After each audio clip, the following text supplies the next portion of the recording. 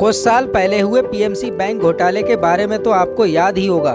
किस तरह लोग अपना ही पैसा निकालने के लिए बैंकों के आगे लाइन लगाकर हजारों की संख्या में लाचार खड़े हुए थे और अपने जीवन भर की कमाई जो लोगों ने मेहनत से कमाई थी उस पर भी उनका खुद का अधिकार नहीं रह गया था। यहाँ तक कि कुछ लोगों ने तो अपना सब कुछ बेचकर सारा पैसा पीएमसी बैंक में जमा कर रखा था। उस समय पीएमसी बैंक का फ्रॉड सामने आते ही आरबीआई ने सारे बैंक अकाउंट होल्डर्स का अकाउंट सीज कर दिया था। अब जिन लोगों का अकाउंट अदर बैंक्स में था या फिर जिन्होंने पीएमसी बैंक में बहुत छोटा अमाउंट जमा कर रखा था, वह सभी तो इस फ्रॉड से सरवाइव कर गए, लेकिन उन लोगों का जीवन पूरी तरह से बर्बाद हो गया जिन्होंने अपना सारा पैसा इसी बैंक में जमा कर रखा था। क्योंकि deposit insurance and credit guarantee corporation यानी DICGC के अनुसार कोई भी बैंक डूबता है तो उसके जितने भी खाता धारक हैं उनको मैक्सिमम 5 लाख रुपए तक ही वापस मिल सकते हैं, फिर चाहे आपने करोड़ों रुपए जमा कर रखे हो। इसीलिए तो पीएमसी फ्रॉड के बाद न जाने कितने लोगों ने अपना सारा पैसा गवा दिया, यहाँ तक कि कुछ लोगों ने परेशान होकर सुसाइड तक कर लिया था। यही रीजन है कि फाइनेंशियल एडवाइजर और एंटरप्रेन्योर एडवाइस देते हैं कि कभी भी अपना सारा पैसा बैंक में नहीं रखना चाहिए, क्योंकि बैंक उन्हें बर्बाद कर रहा है और बदले में आपको क्या मिल रहा है, सिक्योरिटी एंड सेफ्टी का झूठा दिलासा और ना के बराबर इंटरेस्ट। और दूसरी तरफ बैंक्स आपकी मेहनत की कमाई से दुनिया भर का प्रॉफिट कमा रहे हैं और दिन प्रतिदिन अमीर होते जा रहे हैं। दरअसल होता यह है, जब भी आप बैंक में अपना पैसा जमा करने जाते हो तो बैंक आपको एक मिनिमम इंटरेस्ट हर साल देने का वादा करता है और साथ ही आपके पैसे सेफ रखने का। लेकिन आपके बैंक अकाउंट में पैसे जमा होने के बाद बैंक्स उन पैसों से हाई प्रॉफिट कमाने के लिए उन्हें हाई इंटरेस्ट रेट पर कई लोगों को उधार या लोन पर दे देते हैं। ऐसे ही करते करते वो न जाने कितने ही लोगों को आपका जमा किया हुआ पैसा बांट देते हैं। और लोन्स भी आपने देखा होगा कि ज्यादातर बैंक में आप और हम जैसे लोगों को कई चक्कर काटने के बाद भी लोन नहीं मिलता। ज्यादातर बैंक्स कॉर्पोरेट और बिजनेसमैन को ही लोन देते हैं जिनकी बैंक चेयरमैन या बोर्ड मेंबर्स के साथ जान पहचान होती है। अधिकतर बैंक्स ऐसे ही लोगों को आप और हम जैसे आम लोगों की मेहनत की कमाई को लोन के रूप में दे देते हैं।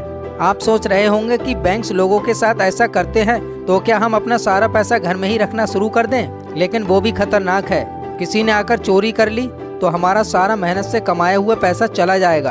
तो घबराइए मत। अब हम कुछ बेस्ट ऑप्शंस के बारे में जानेंगे जो बैंक्स और घर से ज़्यादा सेफ भी हैं और साथ ही साथ आपको बेहतर रिटर्न्स भी दे सकते हैं। सबसे पहला और सबसे बेहतर ऑप्शन है स्मॉल बिजनेस, यानी कि हर महीने आपके पास जितनी भी इनकम आ रही है सबसे पहले तो उसमें से कुछ सेविंग करना शुरू कर दीजिए। उसके बाद इस सेविंग से आपके पास कुछ अच्छा अमाउंट जमा हो जाए तो आप किसी स्मॉल बिजनेस या साइड बिजनेस में भी इन्वेस्ट कर सकते हैं। कोई भी ऐसा बिजनेस जिसे आप बड़ी आसानी के साथ चला सकते हो।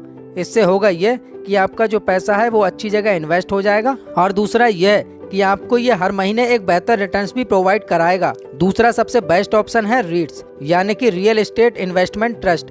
ये तो हम सभी जानते हैं कि रियल एस्टेट एक ऐसा सेक्टर है जो लोगों को लॉन्ग टर्म में काफ़ी अच्छा रिटर्न देता है। यहाँ तक कि दुनिया में जितने भी रिच पर्सन हैं उनमें से अधिकतर लोगों की सक्सेस में कहीं ना कहीं रियल एस्टेट सेक्टर का योगदान जरूर है। लेकिन मॉडर्न टाइम में सबसे बड़ी प्रॉब्लम यह है कि प्रॉपर्टीज़ के दाम इतने बढ़ गए हैं कि एक मिडिल क्लास के लिए उसे खरीदना इम्पॉसिबल हो चुका है। अब ऐसे में कोई रियल एस्टेट में इन्वेस्ट करे तो कैसे करे? इसी प्रॉब्लम का सॉल्यूशन है रीट्स। दरअसल रीट्स एक ऐसा ट्रस्ट है जहां से आप स्टॉक या शेयर की पूरी प्रॉपर्टी खरीदने के बजाय उसके कुछ यूनिट खरीद सकते हैं। इस ट्रस्ट के थ्रू आप अच्छी से अच्छी और बड़ी से बड़ी कमर्शियल और रेजिडेंशियल प्रॉपर्टीज के कुछ यूनिट्स को ओन कर सकते हो। सेबी द्वारा अप्रूव ये ट्रस्ट म्यूचुअल फंड्स की तरह वर्क करता है। म्यूचुअल फंड्स की तरह ही ये आपके पैसे को मार्केट में अलग अलग तरह की प्रॉपर्टीज में इन्वेस्ट करता है और इसके साथ ही ये अपनी प्रॉपर्टीज को रेंट पर भी देता है। रीट्स आपको दो तरीके से रिटर्न्स देता है। पहला है डिविडेंड्स। रीट्स अपनी प्रॉपर्टीज को रेंट पर देता है और उन प्रॉपर्टीज से जो भी रेंट आता है उसमें से अपना खर्चा काटकर जो भी अमाउंट बचता है रीट्स उसका 90% इन्वेस्टर्स के बीच में बांट देती है। इसे एक एग्जाम्पल से समझते हैं। मान लो रीट्स अपना एक फ्लैट किसी एक पर्सन को रेंट पर देता है। उस फ्लैट से रीट्स को 10,000 रुपये मिलते हैं और उस 10,000 में से 4,000 रुपये रीट्स के मेंटेनेंस में खर्च हो जाते हैं। अब बचे 6,000 रुपये। अब 6,000 रुपये का 90% हुआ 5,400 रुपये। तो इस तरह 6,000 रुपये में से 600 रुपये रीट्स ने अपने वर्क के काट लिए और बचे हुए 5,400 रुपये अपने इन्वेस्टर्स के बीच में डिस्ट्रीब्यूट कर दिए। डाटा के अकॉर्डिंग रीट्स के लगभग सभी इन्वेस्टर्स को 5 से 8% का रिटर्न तो मिल ही जाता है। अब रीट्स में दूसरी तरह से जो रिटर्न मिलता है वो है कैपिटल अप्रिसिएशन। जिस तरह स्टॉक मार्केट में शेयर के प्राइस ऊपर नीचे होते रहते हैं उसी तरह रियल एस्टेट में प्रॉपर्टीज के दाम ऊपर नीचे होते रहते हैं। तो उससे जो इन्वेस्टर्स को प्रॉफिट होता है उसे कहते हैं कैपिटल अप्रिसिएशन। इस सेक्टर में सबसे अच्छी बात यह है कि लॉन्ग टर्म में प्रॉपर्टीज के दाम कभी भी नीचे नहीं आते, हमेशा ऊपर ही बढ़ते रहते हैं। तो आपको प्रॉफिट होने की संभावनाएं बहुत ज़्यादा हो जाती हैं और रिस्क फैक्टर भी एकदम लो। इसके अलावा रीट्स में इन्वेस्ट करने के लिए आपको लाखों रुपए की भी जरूरत नहीं है।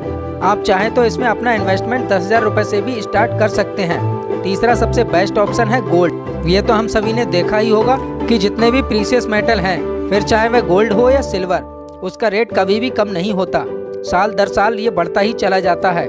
यही रीजन है कि ज्यादातर अमीर लोग अपना पैसा कैश की जगह गोल्ड में प्रिजर्व करते हैं। इससे उनका पैसा भी इन्वेस्ट हो जाता है और लॉन्ग टर्म में उन्हें बेहतर रिटर्न भी मिल जाता है। अगर हम पिछले कुछ सालों में रिटर्न देखें तो जहां 2000 में गोल्ड की प्राइस 4,500 रुपए पर 10 ग्राम थी, आज उसी 10 ग्राम सोने की कीमत बढ़कर 61,000 रुपए के आसपास हो चुकी है। अगर किसी व्यक्ति ने उस टाइम पर 10 ग्राम गोल्ड भी खरीद रखा होगा, तब भी आज उसे लगभग 56,000 रुपए का प्रॉफिट हो चुका है। चौथा बेस्ट ऑप्शन है इंडेक्स फंड। जैसा कि आप लोग जानते हैं कि index fund is the best fund if you invest in mutual funds. Index fund में गवर्नमेंट द्वारा उन कंपनीज को ही रखा जाता है जिनकी परफॉर्मेंस सबसे अच्छी है और जिनका नाम टॉप 50 कंपनीज में आता हो। और अगर किसी कंपनी की परफॉर्मेंस बिगड़ जाए तो उसको इस ग्रुप से भी बाहर कर दिया जाता है और रिप्लेस करके उस कंपनी को रख दिया जाता है जो बेटर परफॉर्म कर रही हो। इस तरह आपकी भी चिंता खत्म हो जाती है कि कौन सी कंपनी में इन्वेस्ट करें और कौन सी कंपनी में नहीं। आपको सिर्फ एक बार SIP के थ्रू इंडेक्स फंड में अपनी इन्वेस्टमेंट अमाउंट की लिमिट फिक्स करनी है। बस उसके बाद हर महीने ऑटोमेटिक वह अमाउंट मार्केट की बेस्ट 50 कंपनीज के स्टॉक में इन्वेस्ट होता रहेगा और आपको 15 से 16% तक का एक बेहतर रिटर्न मिल सकता है। तो इस वीडियो में बस इतना ही। मिलते हैं हमारी नेक्स्ट वीडियो में। तब तक के लिए जय Hind and thanks for watching.